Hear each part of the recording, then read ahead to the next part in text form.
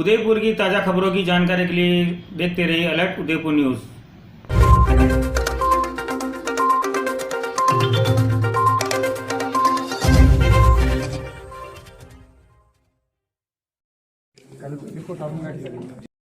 बंधुओं का बहुत बहुत आभार है कि आप देश की एक धुरी है जो कि देश की हर परिस्थिति को आप जनता तक पहुंचाते हैं और जनता के दुख दर्द को, चाहे वो राजनीतिक हो, सामाजिक हो, धार्मिक हो, आर्थिक हो, उसका पर्दाफाश करते हैं और दूध का दूध और पानी का पानी।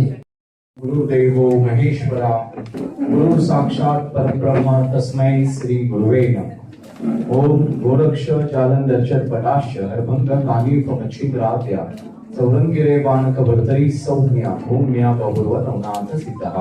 ओम नमो भगवते वासुदेवाय। आज उदयपुर की अति प्राचीन ऐतिहासिक शौर्य और सारे संसाधनों से संपन्न भूमि, आध्यात्मिक भूमि, धर्म भूमि, भारत की धर्म की रक्षा करने वाले कई वीरों का जन्म जिस भूमि पर हुआ वो राजस्थान की भूमि है। ये देखो राजपुताना नाज इसे तलवारों पे, इसने सारा जीवन काटा बच्ची तीर कटारों पे, यह प्रताप का वतन बना है आजादी के नारों पे, कूद पड़ी थी यहाँ हजारों पदवियां अंगारों पे। और इसी राजस्थान की धर्म रक्षा करने वाली भूमि पर भारत के धर्म की रक्षा करने वाले संत कारावास में हैं। धर्म की रक्षा, भारत की रक्षा जिस राजपुताने ने की, राजस्थान ने की, उस राजस्थान की भूमि में धर्म की रक्षा करने वाले संत कारावास में हैं। ये दुर्भाग्य है। जोधपुर में जो आशाराम जी बापू है वो एक थोर योग पुरुष है, महापुरुष है, भारत के अध्यात्म के शिखर पुरुष है और भारत के अध्यात्म को कलंकित करके भारत का धर्मांतरण करने वाली शक्तियों ने, भारत को मिटाने वाली शक्तियों ने जो बल से ना जीत पाए वो छल से जीतना चाहते हैं। इसी रणनीति के माध्यम से भारत के संतों के ऊपर चरित्रात्मक लांछन लगाकर भारत के सारे संतों को चरित्रात्मक नष्ट करना और उसके बाद भारत की नींव को नष्ट करना। तमिलनाडु के एक संत है नित्यानंद महाराज, उनकी एक सीढ़ी प्रकाशित हुई थी, अश्लील सीढ़ी थी, अश्लील चित्रीकरण था, असभ्य चित्रीकरण था और उसके बाद में ये पता चला वो झूठे और बाद में फॉरेंसिक लैब में भेजी गई सुप्रीम कोर्ट, हाई कोर्ट से और बाद में पता चला वो सीढ़ी फॉरेंसिक एविडेंस में वो फेक सीढ़ी थी, एडिट की हुई सीढ़ी थी। ना उसमें नित्यानंद महाराज का दोष था, ना उस औरत का दोष था। उस औरत ने आत्महत्या कर ली, नित्यानंद महाराज भारत छोड़कर भाग गए। मगर आसाराम जी बापू कुछ लक्ष्मणानंद सरस्वती उड़ीसा के एक संत थे जिन्होंने 25 लाख के ऊपर ईसाई धर्मांतरित हुए, मतांतरित हुए ईसाइयों को फिर से वनवासियों की संस्कृति और सभ्यता में लाया था, भारत की मूल धारा से फिर से जोड़ दिया था, जो ईसाई शक्तियों की गुस्से का कारण बना। और लक्ष्मणानंद सरस्वती जो 90 साल के संत थे उनके आश्रम में घुसकर AK-47 से उनको भुना गया। इसीलिए आपने देखा होगा कि निचली अदालत के ऊपर सत्र न्यायालय के ऊपर हाई कोर्ट के ऊपर सुप्रीम कोर्ट, उसमें भी कॉलेजियम होते हैं, अनेकों बेंच होते हैं। और लोकमान्य तिलक जो हमारे भारत के आद्य क्रांतिकारों में गिने जाते हैं, उन्होंने लिखा है, मुंबई हाई कोर्ट में उनका वाक्य लिखा है कि मुझे ये मानवीय बुद्धि से अहंकार से स्वार्थ से प्रेरित न्यायपालिका के ऊपर विश्वास नहीं है, मुझे ईश्वरीय न्यायालय के ऊपर विश्वास है। जो विश्वास मुझे ईश्वरीय न्यायालय पे है वो मुझे निचली न्यायालय पे नहीं। स्तर पर कर रहे थे, मगर एक परिस्थिति निर्माण होने के लिए जो कालावधि लगता है उस कालावधि निर्माण होता है उद्विग्नता से। कुकर की सीटी भी बचती है तो उसको भी 15-20 मिनट देने पड़ते हैं।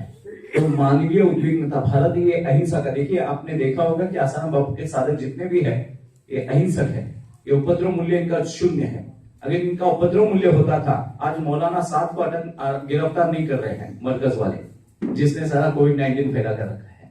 मगर आसाराम बापू के साधक 12-15 करोड़ है मगर उपद्रव मूल्य शून्य है, न्यूसेंस वैल्यू शून्य है। वो साधना में संपन्न है, एक मनुष्य के स्तर पर वो सज्जन और पूर्ण है, मगर उपद्रव मूल्य देने वाले लोग नहीं है।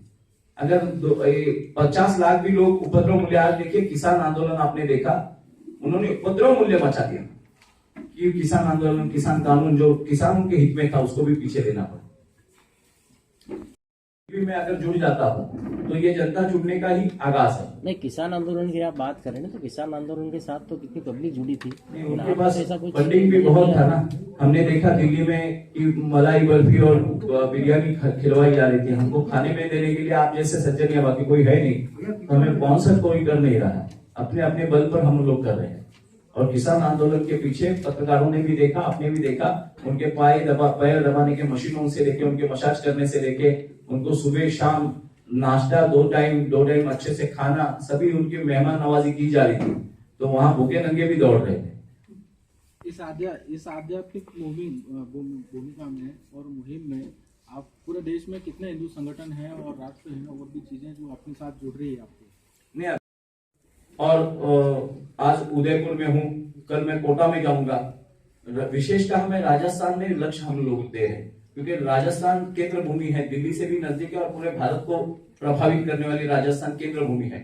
ऐसा कहा जाता है कि कई जातियां राजस्थान से फैलकर महाराष्ट्र में गई, कर्नाटक में गई, हम मराठी भी राजस्थान से गए, ऐसा कहा जाता है इतिहास काल में। तो राजस्थान की भूमि पर यह अन्य मतलब राजस्थान ऐसा फायर वॉल है जिसने मुगलों के आक्रमण को दक्षिणी में जाने में विपदा खड़ी कर दी। इसीलिए राजस्थान को विशेष लक्ष्य कर रहे हैं, क्योंकि संस्कृति और सभ्यता की नींव भी राजस्थान में है। तो अब तो हम महाराष्ट्र, कर्नाटक, आंध्र तक बात कर रहे हैं, मगर राजस्थान में विशेषतः प्रयास कर रहे हैं, क्योंकि जोधपुर में ये केस है कि जोधपुर में नागरिकों को राजस्थान के पता चले कि जो गाय के रक्षण के लिए प्राण देने वाले राजस्थान में लोग हैं, धर्म के लिए अपने प्राण त्यागने वाले, प्राण लेने वाले लोग हैं, उनको पता चले पद्मिनियों का देश है। तो इसको पता चले कि हमारे देश में संत कैसे कारावास में और झूठे आरोपों में, इसको अगर तर्क और चिकित्सा की जाए तो ये तत्काल पता चलेगा कि ये जो आजीवन कारावास असंभव बात है। मैंने आपको कहा ना कि जो बाहर है, क्योंकि उनके साथ विदेशी शक्तियां काम करती है। वाजपेयी की सरकार को अराजक में, अस्थिरता में लाने के लिए वो प्रयास किया था, और उस समय वो प्रयास एक मात्रा में सफल भी हुआ था। वो तरुण तेजपाल अपनी बच्ची के सहेली के ऊपर बलात्कार करता है, वो सिद्ध भी होता है, फिर भी आज बाहर कोई बवंडर नहीं बचा। केवल आसाराम बापू संत परंपरा से आते हैं, साधु परंपरा से आते हैं, इस आध्यात्मिक धरोहर से आते हैं। आध्यात्मिक धरोहर से कोई छोटा मोटा साधु नहीं, जिसने 10-12 करोड़ के ऊपर साधन निर्माण किए, ब्रह्मचर्य निर्माण किए, अच्छे अच्छे कुलों का निर्माण किया, कुलों का आत्मभान में लाया। ऐसे साधु को बदनाम करो जिससे भारत बदनाम हो जाए। सर, आपको जंग तो अदालत में लड़नी पड़ेगी ना? नहीं, जंग अदालत में लड़नी पड़ेगी, मगर जनमत तैयार करना पड़ेगा, क्योंकि अदालत का भी अंग जनमत है। आज मीडिया ट्रायल चलने के कारण आसाराम बाबू की बात सुनने के लिए न्यायाधीश तक तैयार नहीं है, क्योंकि वही जज पहले अपने चाय के टेबल के ऊपर पेपर पढ़ते हैं, न्यूज चैनल देखते हैं। आपको मैं बताता हूं, आप अगर न्यायालय नहीं भी है, फिर भी न्यायालय की दिशा निश्चित करने वाले पत्रकार आप भी। तो जनमत तैयार करने के लिए आप क्या करोगे? आज जो तो खड़ी होगी जी, आज जो आपके बाद हम लोग यहाँ सभाएं करेंगे, हम गांव-गांव में, ग्रामीण क्षेत्र में, जिले-जिले में जाकर इस लोगों को इस विषय के तर्क एविडेंस के साथ बताएंगे। मैंने एक छोटा सा तर्क आपको दिया कि लड़की जोधपुर की है, लड़की उत्तर प्रदेश की है, घटना जोधपुर की बताती है, एफआईआर मात्र दिल्ली में जाकर करती है। तो ये विसंगति है। दिल्ली में एफआईआर दर्ज हुई, वैसे के वैसे शब्द लिखे गए, और बाद में वो एफआईआर यहाँ जोधपुर में भेजी गई। लड़की रहने वाली यूपी की है। जी जी, वो मैं बताऊंगा, मगर जब मैं देंगे ये निवेदन सारी पत्रकारों को आप दीजिए, हमारी जो तर्क है वो, और ये तर्क जब हम प्रेस में बोलते हैं तो ये जब जाहिर होने वाले हैं, तो ये सत्य ही बोलना पड़ेगा, कोई मजाक नहीं होगा। डीसीपी लांबा हमारे ऊपर केस लगा सकता है, मैं दोस्त बार उसका नाम ले रहा हूँ, तो वो क्लिप भी हमारे पास है जो पहले प्रेस कॉन्फ्रेंस हुई। जी, हमें क्या लगता है कि पत्रकारों को मालूम भी होगा थोड़ी थोड़ी बातें, फिर भी आपको एक चीज और है कि आप सब पत्रकारों से मिल रहे हैं, क्यों नहीं आप संत समाज से मिले? नहीं, संत समाज से कितने मिलेंगे। संत समाज संत समाज का मूलाधार है, मूलाधार जनता, और नहीं, जनता तक कितने पहुंचने का संत माध्यम समाज पत्रकार। आपके साथ है, ये बताइए ना आप। तो नहीं, वैसे तो श्री श्री रविशंकर जी साथ में है, जबकि वासुदेव जी साथ में है। अब खुलकर सामने आएंगे, एक दिन वो भी आएगा कि जो खुलकर सामने आएंगे, मगर काफी संत है।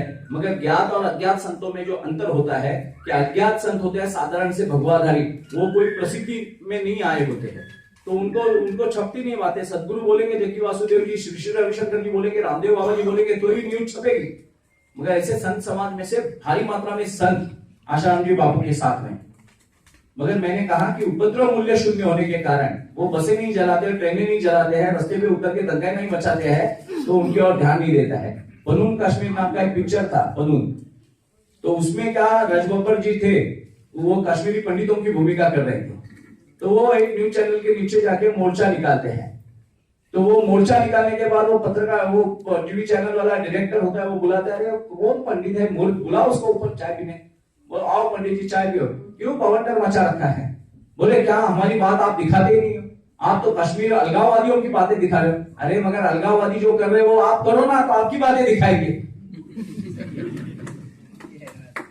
तो ये कथा मैंने इसके लिए बताई कि मैंने देखा, मैं आसाराम बापू का साधक नहीं हूं। मैं आसाराम बापू को मैंने रूबरू आज तक मिला नहीं हूं, मैंने देखा नहीं ना उन्होंने मुझे देखा है। मैं अपने अंतरात्मा, मेरी साधना, मेरा विवेक और मेरी चिकित्सा। देखिए अभी आपने कहा ना वो फिल्म तक ठीक है और सभी हंस भी गए, तो पत्रकारों पे आपने मजाक कर दी। पत्रकार सभी दिखाते हैं, आपकी बात भी नियमित छपती है। आप एविडेंस रखिए, एविडेंस बताइए और एविडेंस अपने हिसाब से कोर्ट में भी लड़िए।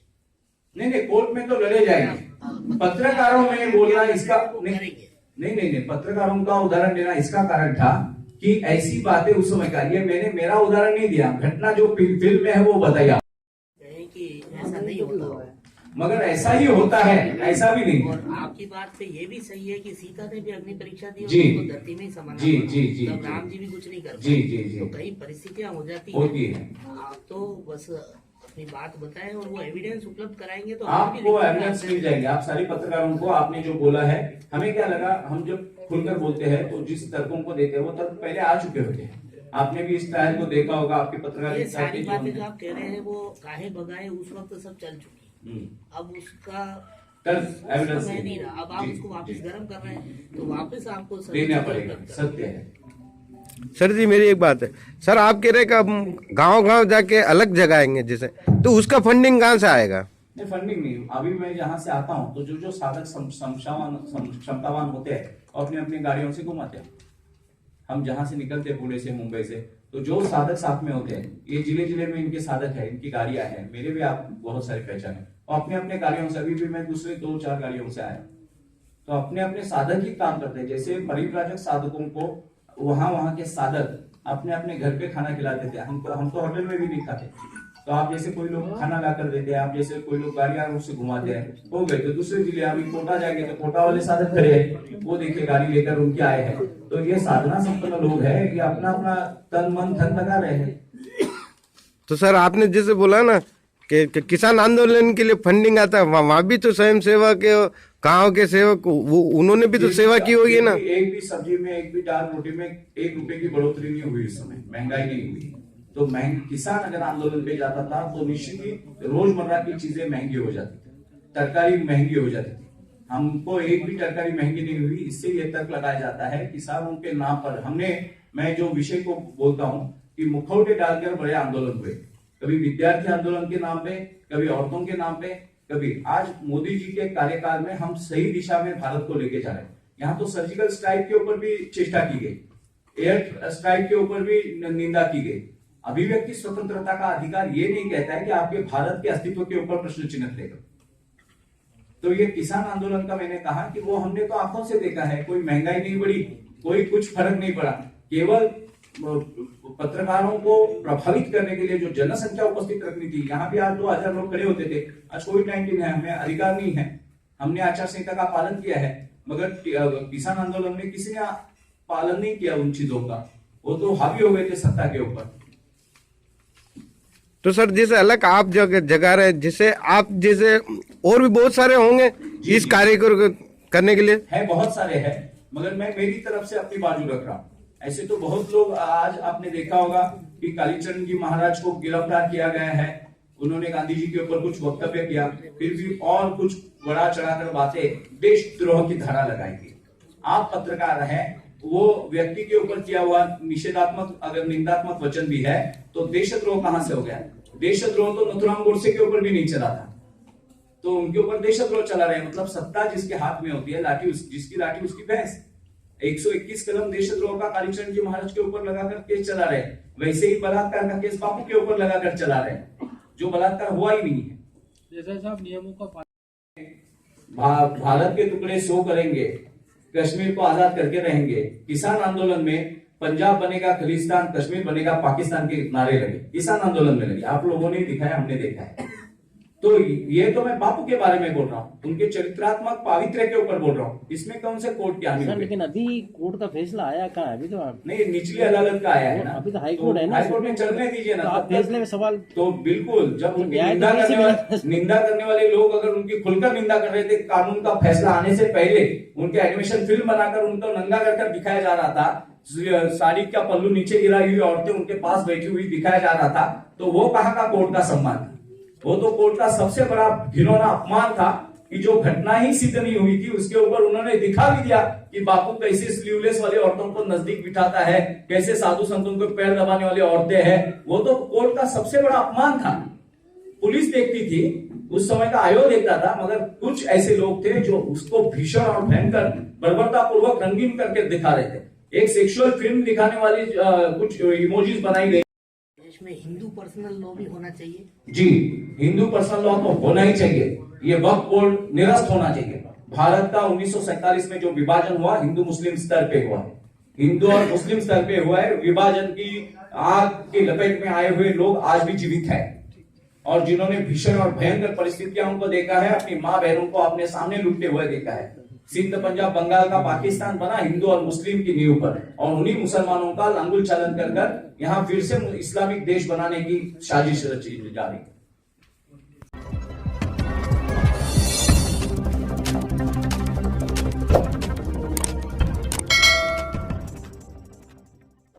उदयपुर की ताज़ा खबरों की जानकारी के लिए देखते रहिए अलर्ट उदयपुर न्यूज़।